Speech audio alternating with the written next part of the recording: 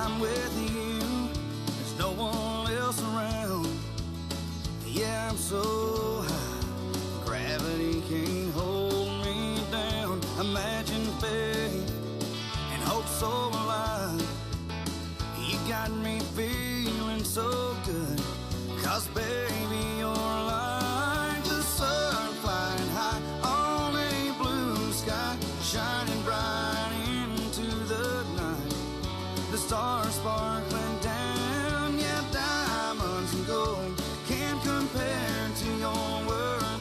It's somewhere far beyond heaven and earth.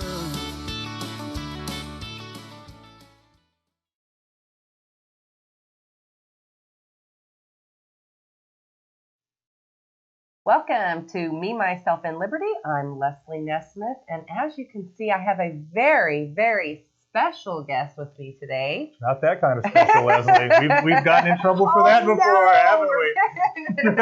Adrian Otap is with me today. Happy to be here. Yes, I am excited about this because it's been a little while since we've reunited. It has. We've just been orbiting in different circles for some reason, but it's time that our paths cross once again. Yes, so this will be a lot of fun for you all, I promise. Also, while we're waiting, so tag your friends, share this, get lots of people on. Go to patreon.com/OTUmedia. Yeah.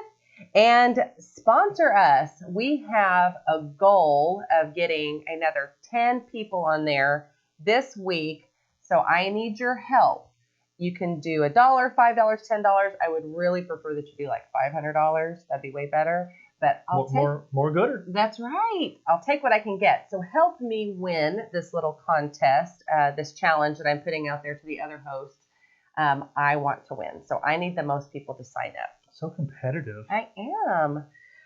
And I want to tell you about the OK2A rally that is going to be November 1st, not to be confused with the non-OK2A rally that was last Saturday at the state last capitol. Saturday. But November 1st, Constitutional Carry Day in Oklahoma, the day that constitutional carry goes into effect at the state capitol. That's right. I'll be there. Bring your guns. That's right. You will be able to, without a license, you will be able to carry your handguns, and for the first time in Oklahoma history, open carry of long guns. Yes, you could probably even knives and machetes and things, right? I mean, you can all those things that the machete is specifically mentioned on college campuses in the updated SDA for some reason.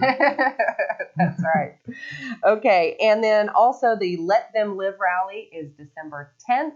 We'll post that information a little bit later, but December 10th at OCCC, and you will want to be there for that.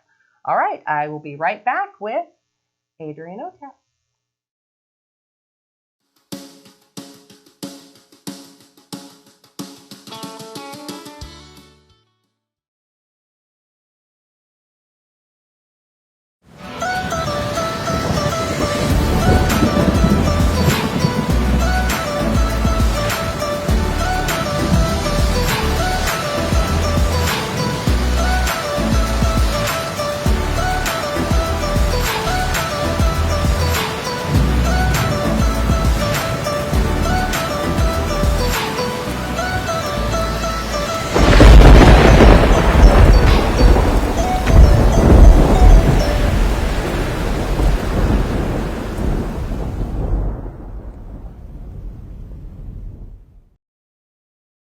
Drives a truck. Visit cdluniversity.org.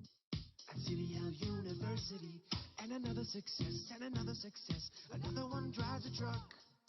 Hey, gonna help you too. Another one drives a truck. Dear Miller, CDL University. For some of you, it's already too late. You're standing over in a dirt field, waiting in line to back a truck, and it's been 3 weeks now. If you're gonna do this, do it right. Come to CDL University.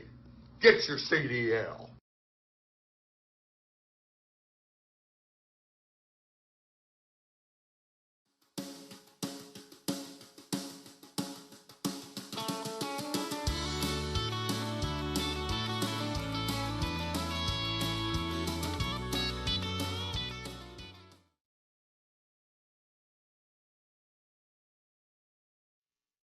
Welcome back to Me, Myself, and Liberty. Hopefully you've tagged all of your friends and invited them to watch this very special edition. Yeah, hopefully you're having watch parties right now on Facebook or the YouTubes or whatever social media outlet you're enjoying this on.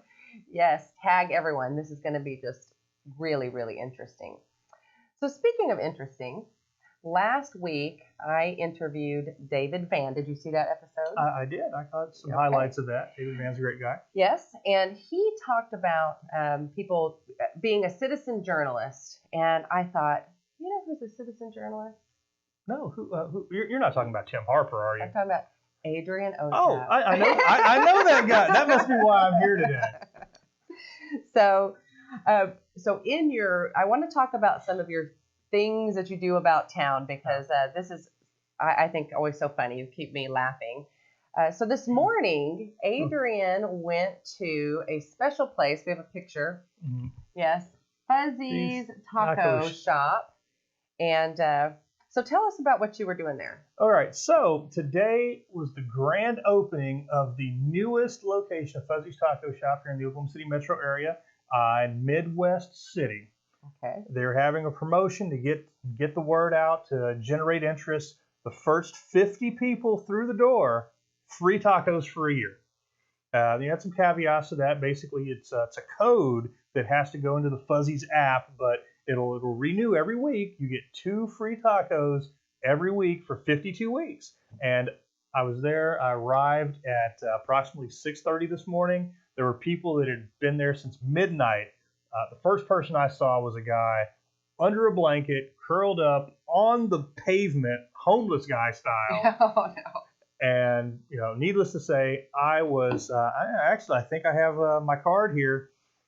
Congratulations, you're a winner. I was the 20th person in line. So, yes, I do receive free tacos for a year now. That's exciting. So everyone's going to want to be your lunch date. Absolutely. And it's like I said, it's in Midwest City. It's right near the new Warren Theater, actually. It's right next door to it. Okay. So, movies and a taco. Hey. But actually, for me, it's also close to Tinker Air Force Base, and I have base access, so I go there for the inexpensive, not cheap, inexpensive haircuts once a week, and that'll be my lunch after haircut. I'll go get the free Fuzzy's tacos with shrimp. Shrimp tacos are, that's my guilty pleasure.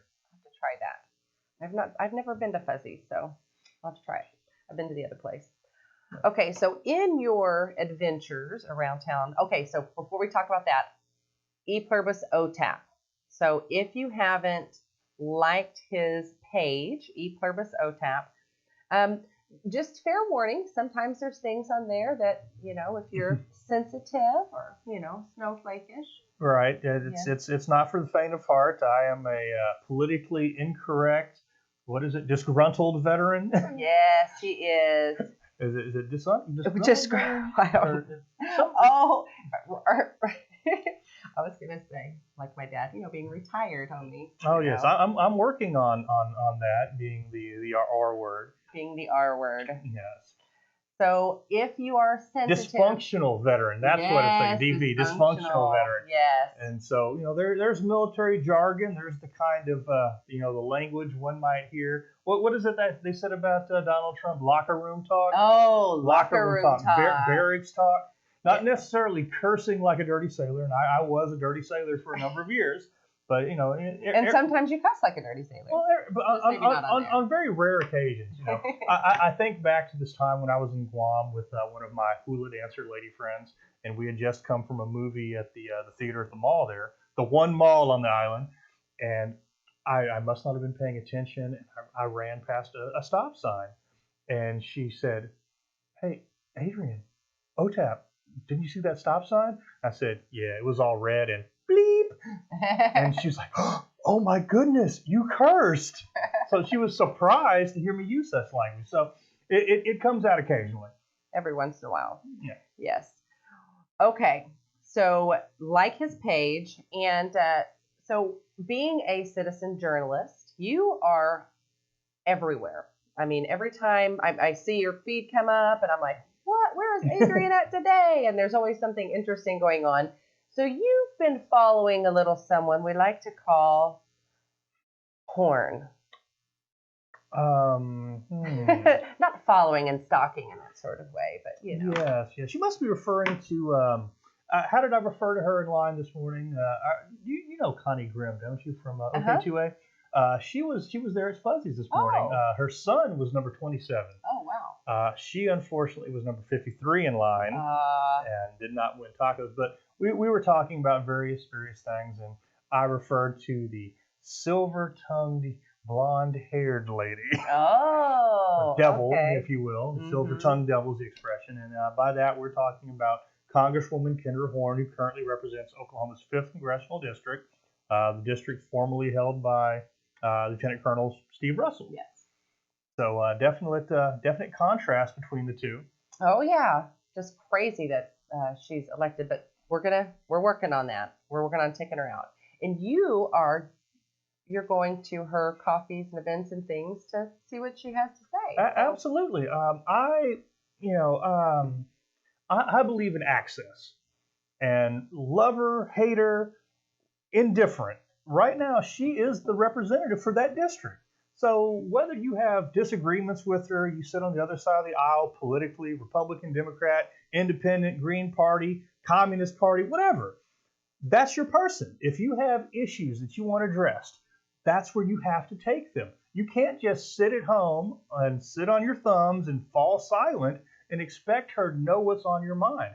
Otherwise, she's going. What's the saying? Squeaky wheel gets the oil, right? That's right. So the people that are willing or feel that they have that rapport with her are the ones that are showing up to these events. They're the ones that have her ear. And even if she disagrees, hearing those other opinions and those other viewpoints, because she sits on some very important committees. If you have any interest at all in space technology, aerospace, military affairs, she is on these important committees. And here in Oklahoma, military, we have a number of military bases: Fort Sill, Tinker Air Force Base, Enid, Vance Air Force Base, Altus Air Force Base, munitions plant, all the aerospace. She loves talking about how aerospace is the second biggest private employer in Oklahoma. And so these are very important issues. And then, when you deal with military bases, it's not just, the active duty people on the base. You're talking about the surrounding community, the halo effect of retirees. People that still have base access and get on base go shopping, which that's a number that's supposed to jump by 3 to 4 million people after January 1st, when a law goes into effect that will allow anybody with any VA rating to have base access, even if you're rated 0% for one thing. If nothing's wrong with you, but the VA says here's 10% for tinnitus, you get to go back on the military base, even if you only did your one enlistment. Oh wow! And so. Again, I believe that you shouldn't shut yourself out. And at one of these events, Ken Warner and Charlie Potts, regulars in the Oklahoma City Republican Party, I see them regularly at the Reagan breakfast. Yeah. They were in there, and this was also the event at the coffee shop in Bethany. Not the village, actually. The mayor of the village was there. And again, these are elected officials, people who need to have your ear. So they were inside the meeting, and this was the one where there were people outside protesting. Yeah. And, invited them in. Didn't come in. Yeah. And that's one thing that, I don't disagree with, protests and that kind of thing, especially if it's not violent or that kind of thing. But like you said, if only people that support Kendra Horn show up to these events, then it's like it's an echo chamber. All she's going to hear is affirmation that, oh, that's right. That's exactly what we want. Oh, thank you, Congresswoman. You're doing exactly what we want. No, she needs to understand, and she needs to hear voices. And they don't have to be rude voices. Right, they don't have to be, it wasn't. Right. It's possible to be respectful. It's possible to disagree without being disagreeable, and to meet on either side of the table and have that discussion. A discussion we're going to continue after this next break. That's right. He saw the break sign.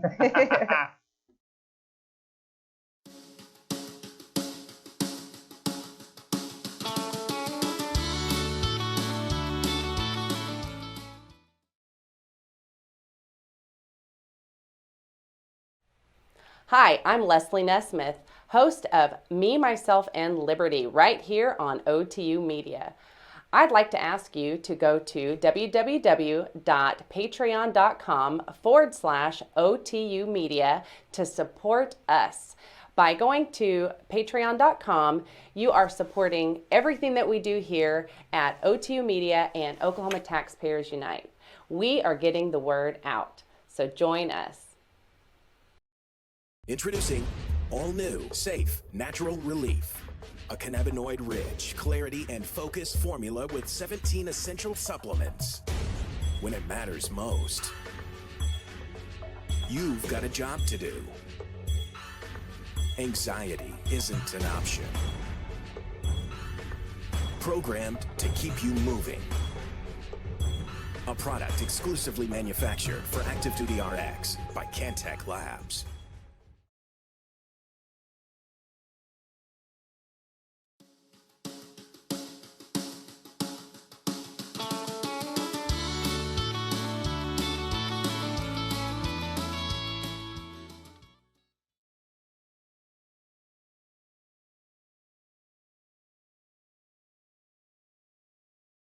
Welcome back to Me, Myself, and Liberty. So we're talking about Kendra Horn. Coffee with Kendra. Coffee with Kendra. So she had a special guest at one of the recent coffees, right? So tell us about this special guest. Okay, and I don't want it to be thought of as a special guest in the sense that this is someone that was specifically invited to be at the specific gathering. No, they just happen to be there. Happen to be there. These are events that are open to the public. They promote them however they do. You find out if you're available to go. And I'll say this about Representative Horn and these coffee sessions. They're very, very accessible. You know, say what you will about her. She is making herself accessible to the public. So, thumbs up for that. But at the one that was in the village, sort of a latecomer to the event, but was there for the majority of it. Jennifer Birch was there. For those of you who've been following Second Amendment issues, she is from Moms Demand Action, basically the ringleader, if you will, for Moms Demand Action in Oklahoma. Was it earlier in this year when she was the one that had the debate with Oklahoma Watch with Don Spencer, president of the Oklahoma Second Amendment Association? So she was there, and after the meeting concluded, she and I had a bit of a discussion, and we were actually able to be civil with each other and find, believe it or not, some areas we agreed on as far as the importance of making sure that minors do not have unrestricted access to firearms. It's important to keep those things locked up. And one of the funny things I've noticed, not just talking to her, but some of these other people that are on the gun control side of the argument is, they have good intentions, and they're very passionate about what they do. But there is a element of ignorance involved in how they go about it. And what I mean by that is they'll say they want X, Y, and Z, but they don't understand that these things are, for the most part, already actually covered by current laws that are on the books right now. And so, they raise a big brouhaha over these things. The sky is falling. We have to do this. We can't have guns on college campuses. People walking around with guns everywhere. My goodness. Well, speaking of that, if you recall when Don Spencer and Representative Lowe, if you go to E Pluribus OTAP, I call him other things than just Representative Lowe, but we're keeping it PG here. Yeah. But they're on, I believe it was Channel 9, and they're pointing out that you cannot exit your vehicle on a college campus. It is absolutely legal right now, if licensed, to have it in your car in the parking lot out of sight. You just can't get out of your car with it. And Representative Lowe was making this argument about tailgate parties at OU and OSU football games where alcohol is involved. And Mr. Spencer points out, well, you can't get out of your car, to which Representative Lowe retorted with, you can wind your window down. So, first of all, okay, it's illegal to consume alcohol while carrying a firearm. But to suggest that people in college campus parking lots are going to roll their windows down and have drive-by shootings at tailgate parties, it's absurd. And this isn't a case of, as Rush Limbaugh likes to do, pointing out absurdity by being absurd. These are things that these people actually believe or using it as part of their argument to push their agenda. So that's enough said there. And I think that on that point that sometimes they know it's not true, but they know that the public at large, so many of them are not educated and they'll believe anything they're told. Right. And then that goes back to the petition drive and the misleading information saying that you'd be able to take, guns on the college campuses. And no, you just can't do that unless you have the written permission of the president of the university or college or technical. Which probably isn't going to happen. It's happened like 3 times in the last 50 years. And even after, right now they can do that. And after November 1st, it gets even more restrictive in that the president of the university can specify where on campus you can take the gun. It's not just blanket permission to carry your firearm all over campus. They can now say you can take it to those 2 buildings. Yeah. So that's a change there. And oh my goodness, my train of thought was derailed. We were talking about Kendra Horn, and you were talking about but some of the other people that have shown up to her. Now, at the most recent one, it was at I think you'd be better equipped to tell me the new name of this location. It's right next door to. Oh, you're talking about the new coffee place. The new coffee shop right next to your shop. Oh yes, it is all about cha. Is that it? No, it's not. No, what is it? No, it's not all about cha. It's oh my goodness, I think it's Cafe Cha. Oh gosh, I don't know. I'm being a terrible brand ambassador for the coffee store that just opened by my office. I'm sorry. Yeah, but it's a lovely place. They have wonderful things. Anyway, it was a more intimate setting. Mm-hmm. So just the layout, the floor plan was not conducive to setting up a camera and getting any footage of this, which is really unfortunate because I am not I don't speak coffee. When we go to Starbucks, my wife orders for me. She translates all of those coffee terms, and usually I just say, the venti, double tall, no sugar. Like you have something no whip, yummy with caramel in it, and that's what I get.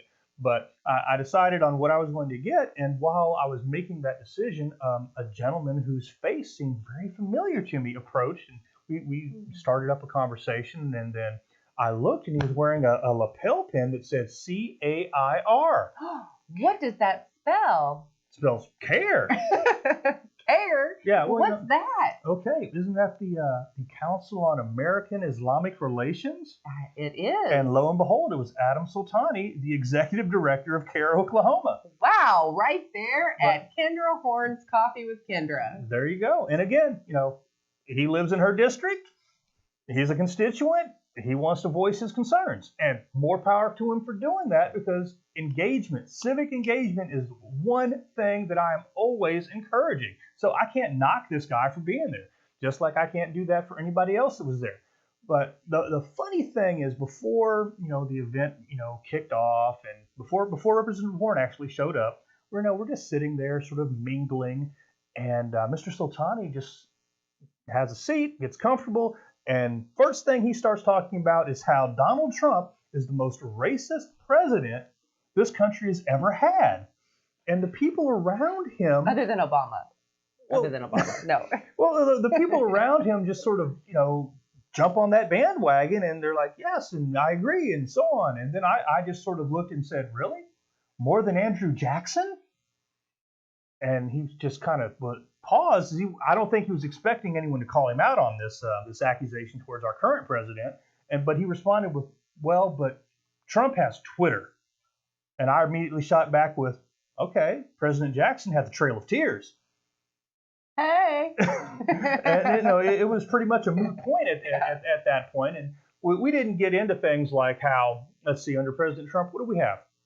The lowest black unemployment? Right. Record black unemployment. Ever. Lowest levels ever in the history of our country since we've been tracking this thing. Now, granted, during President Jackson's time, we had record black employment, but slavery was still legal then. Yes. And President Trump owns lots of property. Mm-hmm. I'm sure many of his employees are African Americans. Yeah. Granted, Andrew Jackson, he had a lot of employees that were African Americans. Only they couldn't go anywhere. They couldn't go anywhere. Couldn't quit. You can visit his house in Tennessee and see where his favorite slave was buried next to him. You're not going to find that at any Trump hotel. I'm just saying, folks. So, and not only that, but unlike Thomas Jefferson, Andrew Jackson never slept with any of his slaves. That's how racist he was. Great point. Well, we definitely can't say that about President Trump. He has had girlfriends and from all different walks of life across the spectrum of all ethnicities. If he is a racist, he is not doing a very good job. He is doing it terribly. He's the worst racist ever. If he's, with all this low black unemployment and Hispanic unemployment and there was a guy, Latinos for Trump, that was at the I don't even want to call it a protest in front of Kinder Horn's office last week. It was the anti-impeachment crowd, basically. A lot of local Republican common faces, if you will, were there. There was one person, I guess he was a counter protester. He had a Trump and Putin sign off to the side. But Estela Hernandez was there, spoke eloquently on the subject. I hesitate to call her the ringleader of that event, but definitely had a very large role in organizing it. And wonderful woman, wonderful life story, epitome of the American dream, someone to be emulated. So if you don't know who she is, look her up. And hey, that'll be your homework during this next break. Hey, yeah, we'll be right back.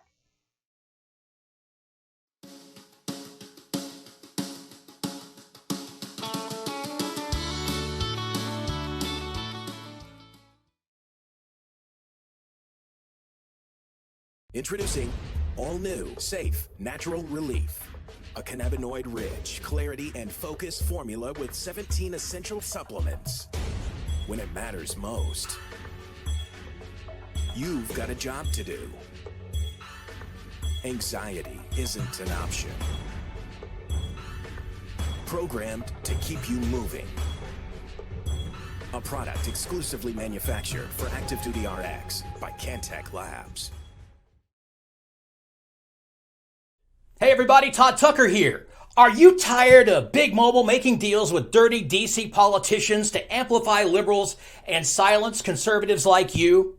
Do you want the same quality of service that you get from your current provider without supporting leftist, anti-American subversives like Kendra Horn and Nancy Pelosi? Well, Patriot Mobile can help you, and they can make a great deal. Ask what Patriot Mobile can do for you, and ask what Patriot Mobile can do for your country.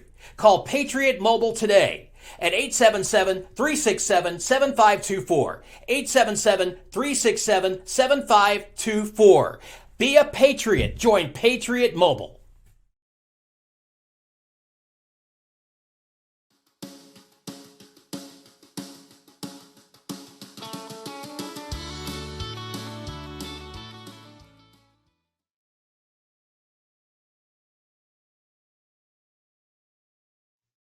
Welcome back. All right. If you could just hear what we talked about on the break. I know. Isn't that something that the patrons on Patreon get access to? The behind the scenes That's footage? right. Yes. Behind the scenes. The things we flap our gums about behind the scenes and during the breaks, the blooper reels, if you will. Oh, that's right.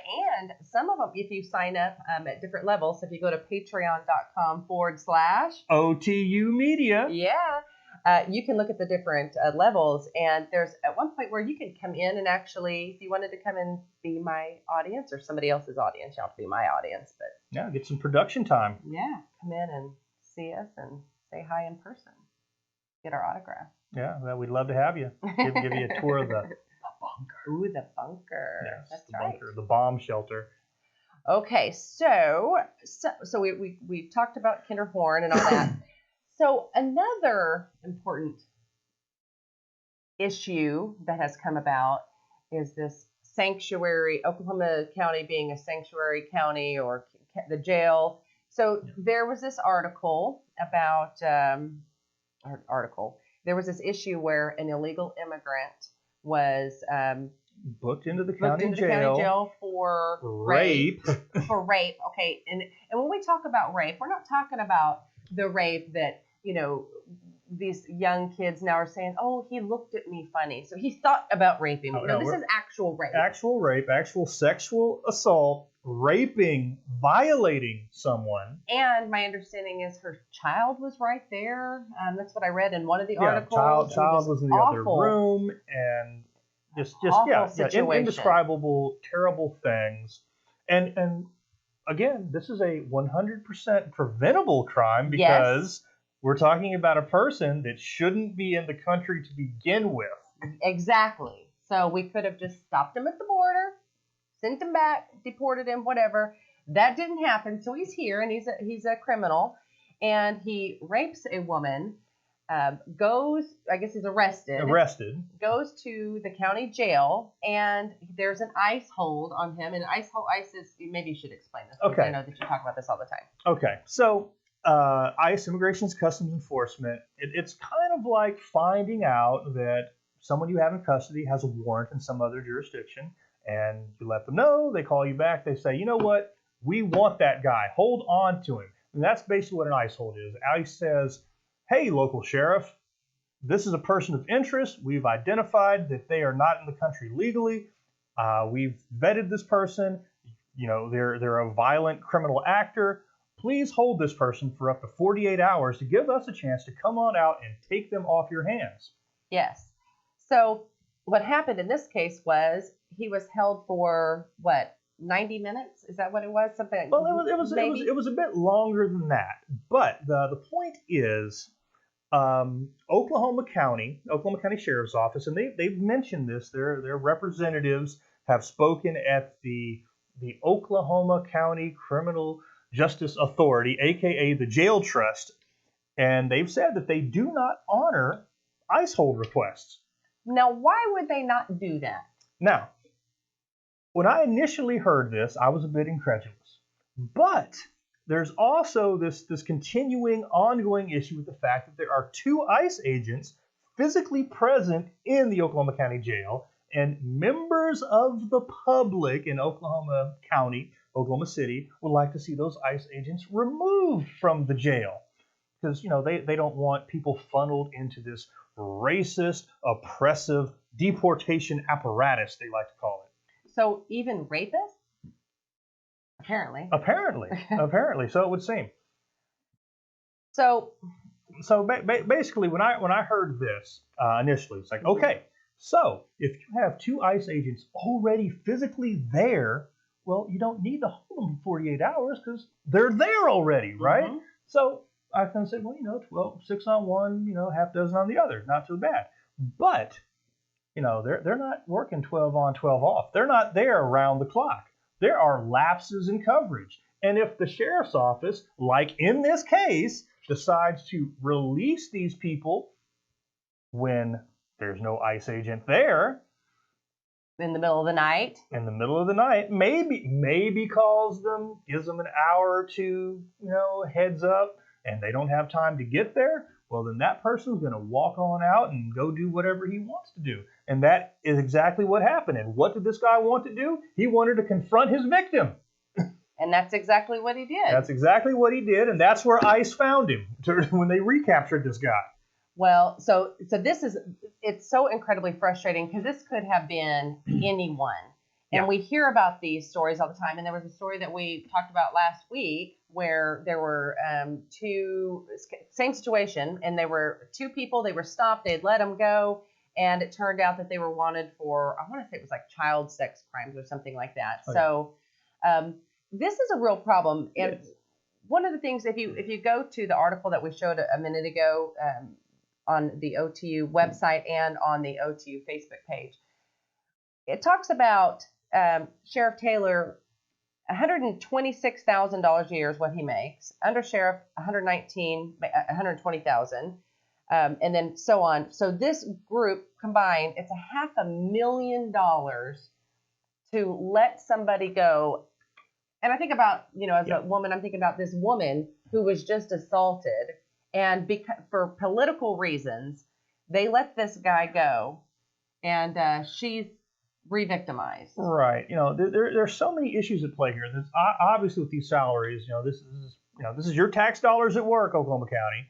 You know, are you getting your money's worth in this case? And not only that, but let's think about the unique nature of a sheriff and what a sheriff does, as opposed to, say, the chief of a municipal police department. A sheriff has a greater responsibility. They're the senior law enforcement official for the entire county.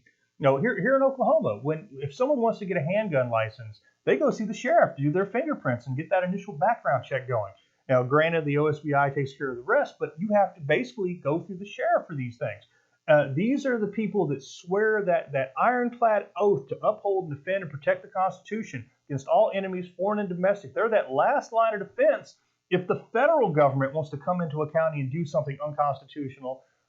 We as citizens and counties other than Oklahoma, have generally, in the back of our mind could rest secure in knowing that, hey, our sheriff's got our back. But that does not seem to be fully the case here. And it's really disconcerting to me because, you mentioned sanctuary city earlier, and that's a term that's bandied about a lot. And I just want to talk about the difference here between sanctuary, the difference between the city and the county. Oklahoma City is a very, very large city, very large municipality, but for the most part, it is within the confines of Oklahoma County. And we're not going to say that Oklahoma City is a sanctuary city per se, but our mayor, Mayor Holt, he will tell you that he wants it to be a welcoming city. Yeah. So take that for what it's worth. With that being said, that sheriff and that jail, even with this incident, but the fact those two Hey Siri, you stay out of this. The fact that those two ICE agents are there is the only thing that truly keeps Oklahoma City from being a sanctuary city, because Oklahoma City Police Department, do you know where their jail is? Do you know where when they arrest somebody, you know where they take them? In Oklahoma City? Yes. Oklahoma City? I don't know. They take them to the Oklahoma County jail. Oh, Oklahoma County jail. Because I'm like, it's in Oklahoma City. Because the Oklahoma City Police Department, they don't have their own detention facility. Yes. So, this is a trick question. that is the crux of why these community activists want those ICE agents out there, because if somebody gets arrested by Oklahoma City Police for something as simple as not having a driver's license, something we're going to get to in a bit after the next break, they get funneled into that terrible deportation apparatus because they go to the county jail where the ICE agents are there to identify people, to verify their identity and their status. Yes, exactly. So what else? Okay, so and this is a big story, and I hope that everyone has been following it. So what else is going on with the county jail? I know. Okay. I'm sure that many of us know that the Oklahoma County Jail is just ridden with problems. Inmates disappearing, losing track of them. Yeah, actually disappearing. And we'll have judges, county commissioners that want to go into the jail, get a tour, do a head count to see who is actually physically there, and having the sheriff's department resist them. Why? Why in the world would they do that? Where's the accountability? Where's the transparency there? Again, people want to know. So we have people disappearing. We have people dying in the jail. We've got people, U.S. citizens that, again, it's a jail. It's not a prison. It's a pretrial detainment facility. These are people that are waiting for their day in court. They've recently been picked up. They haven't seen the judge yet, or they weren't able to bond out, whatever have you. But, they're still, innocent until proven guilty. Yeah. And, for the most part, there are some exceptions like these illegal aliens, because you're either in the country legally or you're not. And, once ICE makes that determination, there's no gray area there. But, we have, U.S. citizens that are in this jail for days, weeks, sometimes months at a time. And yet we're going to have illegal aliens get released overnight within days. And, they're just free to go victimize and continue this abhorrent illegal activity that they've been committing previously.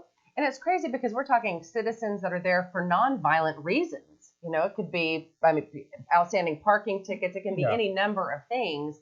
And we will actually hold them longer. And it's more difficult to bail them out than it is for this person who has raped somebody. Yeah. It just doesn't make any sense. Yeah, it's completely bonkers. So did you want to mention Thursday? What's going on Thursday? Thursday. All right, let's see if we can get the actual verbiage on this.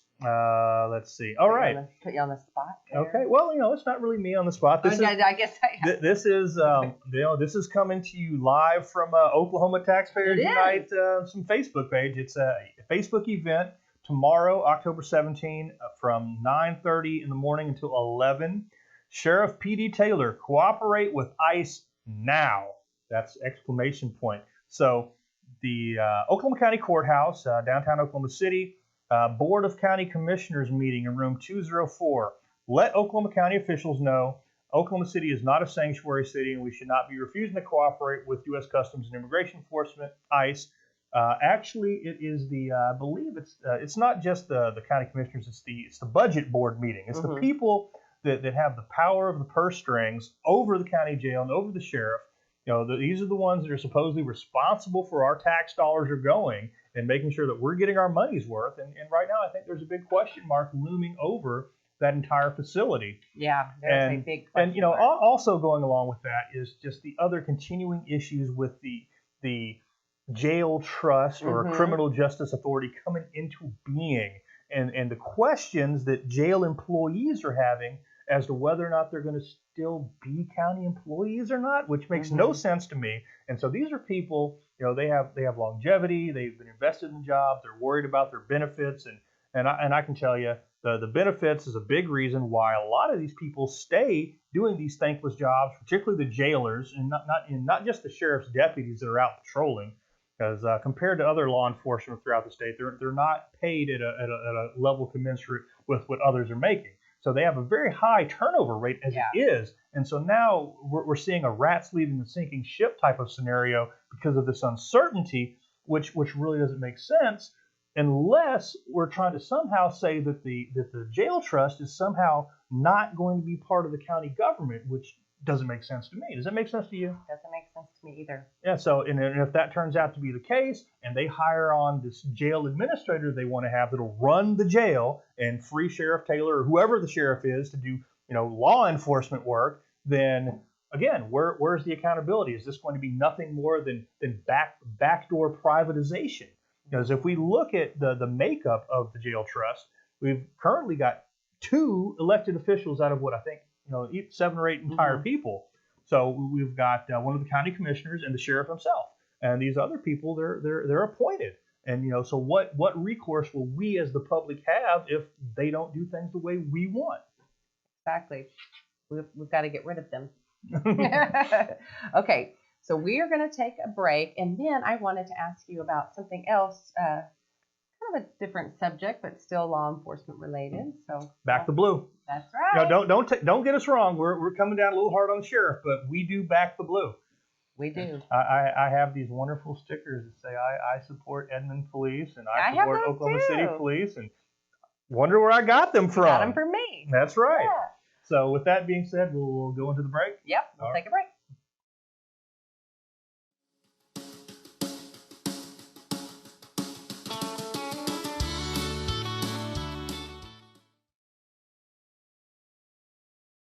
Hey everybody, Todd Tucker here, and everyone who knows me knows I love to read a great book, and right now I'm reading this incredible novel by local author Richard Engel. All you have to do is go to LastAmericanPresident.com and save big right now on this book. The Last American President is a story about political intrigue, romance, betrayal set against the backdrop of the dissolution of the United States of America. It's great reading, and when you go to LastAmericanPresident.com, LastAmericanPresident.com, use the promo code OTU, you're going to save money. And not only that, but half the price comes back to OTU. So half the proceeds from this book come back so you can watch great programming like you see on the OTU Media Network every day. LastAmericanPresident.com. I highly recommend this book. Read it today. Weiter Formation zu durchbrechen. Im Süden hat der Gegner Zossen genommen und stößt auf Stahnsdorf vor. Der Feind operiert jetzt am nördlichen Stadtrand zwischen Frohnau und Pankow, und im Osten ist der Feind bis zur Linie Lichtenberg-Marsdorf-Karlshorst gelangt. Mit dem Angriff Steiners wird das alles in Ordnung kommen. Mein Führer, Steiner konnte nicht genügend Kräfte für einen Angriff massieren. Der Angriff Steiner ist nicht erfolgt.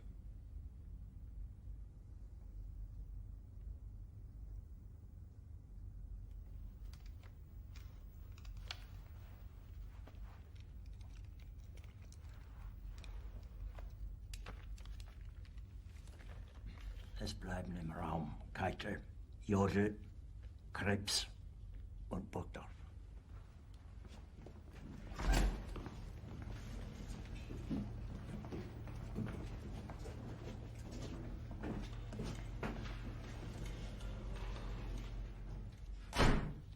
Das war ein Befehl! Der Angriff Steiners war ein Befehl! Wer schickt Sie? Dass Sie es wagen, sich meinen Befehl zu widersetzen! So weit ist das also gekommen. Das Militär hat mich belogen! Jeder hat mich belogen, sogar die SS!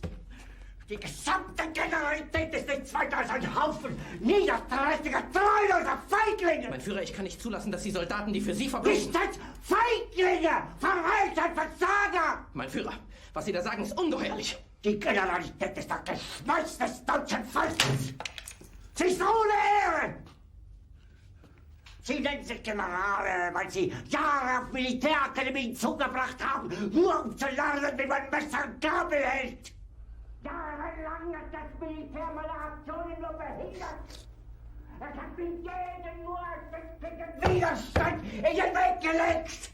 Ich hätte gut daran getan, von Jahren alle höheren Offiziere liquidieren zu lassen, wie Stalin.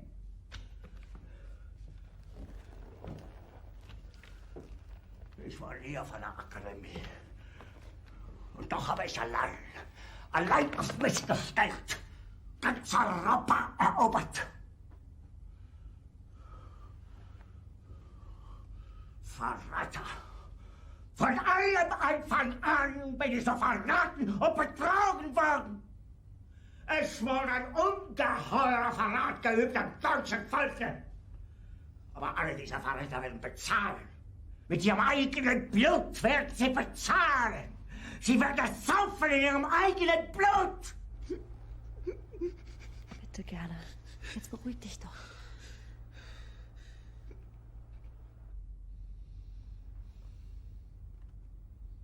Meine Befehle sind in den Wind gesprochen.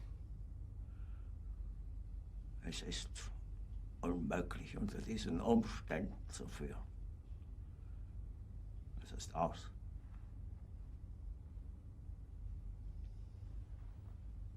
Der Krieg ist verloren.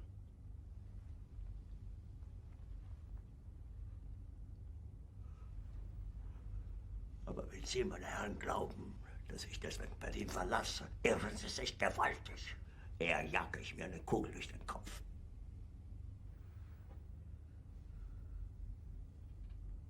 Tun Sie, was Sie wollen.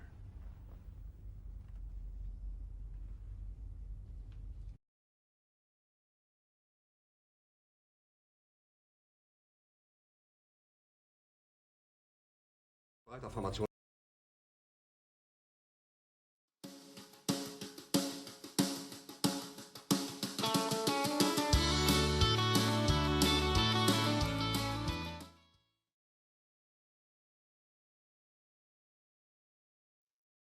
Welcome back. Okay, so I want to hear about, we're almost done, but I wanted to hear what your conversation with the city attorney, how that went. Okay, so yes, city attorney. I stopped by the police department's office recently and asked, hey, is Edmond a sanctuary city?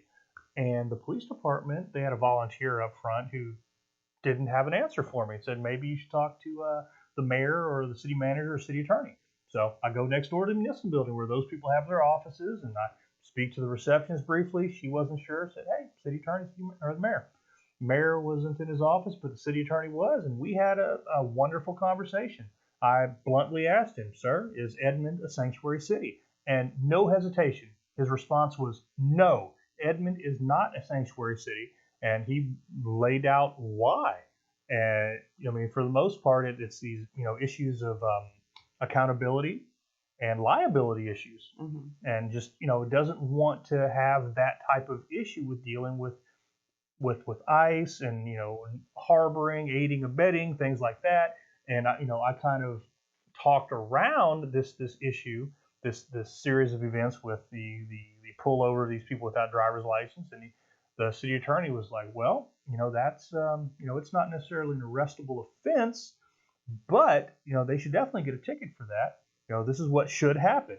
And I pointed out, well, maybe the people next door need a memo. Yes, and I don't know how you give a ticket if they have no identification, if they don't have any way to know who they are. What do they do? Just say, my name is... Right. Yeah, my name is Mickey Mouse. My name is Fred Jones. Yeah. My name is, whatever. And, that was another thing we talked about. If you are to give a citation or a notice to appear or a warning to somebody and to create that official record, those documents, hey, I guess you're not undocumented now. There's some documents there, right? Now you've got documents. But, again, you have to have, there's no accountability if you don't get the accurate information. There's no way to hold those people accountable to get them to make that court appearance, to make sure they actually pay that ticket. And, and if they don't pay that ticket and then they get another one and then they get another one, how long does this process continue? Does that snowball continue to build? And these crimes accumulate by virtue of that one police officer who, at his own discretion, decided to not enforce the law at that given time. Yeah. So is there anything you'd like to tell the Edmond police or say to them or to maybe to the citizens of Edmond? Well, again, we give the number for ICE, maybe. Maybe we should put that on the screen. The number for ICE. Actually, we can do that. There's a graphic that goes around. Hey, see something, say something, report people to ICE. We should put that up. But that would be a thing to do. Again, we don't want to have people ratting each other out and having sort of a Gestapo environment. But if you have credible information, by all means, do your responsibility, your due diligence, and make these reports. The Edmond Police Department, any police department, you should enforce the law. You or I. Yeah. Aiding, abetting, harboring. Yeah. We can't do these things. No. It's a crime to do that. And that's basically what the police are doing in this case. If we know or reasonably suspect that somebody is guilty of breaking a law and we have that information and we don't act upon it and turn that person into the appropriate authorities, that's a criminal act on our part. Yes, it is. And I am all about standards. We should have the same standard applied to us as to them. That's exactly right. And so that's really where I'm coming from on this. So definitely, if you're watching this and this makes your blood boil as much as it does ours, yes, by all means, there are all sorts of means to communicate with the Edmond Police. From talking to their public affairs officer, they do not, unlike some of our elected officials, Jason Lowe, they do not block people or delete things from their social media because of First Amendment issues and open records issues. So by all means, make your voice heard that way. Make a phone call, write a letter. There's email contact information for the leadership of the city and the police department on their websites, edmondok.com. Yep, and they also have a Facebook page. They sure do. Which I messaged about this issue. So indeed. So make that heard. And otherwise, I can't say enough good things about the Edmond Police. Truly a partnership between the police department and the public. It's they're in lockstep. Yeah. We're talking gears meshing here, and there's not sort of an adversarial relationship like you see in some other cities between the division between the police and the citizenry. We don't have that in Edmond. It's a beautiful thing. We don't want to jeopardize that. It's something we want to continue to foster and encourage. But again, it's a two-way street. Yeah. We have to keep each other on our toes, back each other up. And it's that integrity check thing, doing the right thing when no one's looking, and if somebody sees it, say something about it. That's so right. that's where I want to stop there. And anything else going on? Some other things are coming up again. Tomorrow's Thursday, so Reagan breakfast. Randy McDaniel, former state representative, current treasurer of the great state of Oklahoma, will be guest speaker there. Fellow Army veteran who's an engineer in the Army. All right. So he'll be there tomorrow. Again, we've already mentioned the OK2A rally. OK2A rally November 1st. on November 1st at the state capitol. The capitol has been reserved all day so that counter protesters can't claim some territory. But they're welcome to come out and do their thing, free speech. They can bring their little blue vested ACLU observers or whatever they want to do. Like when they have some events there, when there was that anti-ICE close the concentration camp protest in Lawton. But after the rally at the Capitol, there's going to be sort of a caravan or a carpool or a march from the Capitol to the Oklahoma City Zoo. As part of constitutional carry going into effect after November 1st, these public trust properties like the zoos and the aquarium and Gathering Place or Scissortail Park, concealed carry absolutely allowed, protected by force of law. Open carry not so much, but concealed carry absolutely allowed. So the plan is to go there and eat hamburgers. Awesome. In honor of Don Spencer, OK2A president, having been kicked out of the zoo for when he was open carrying and eating a hamburger. That's funny. Yeah. All right.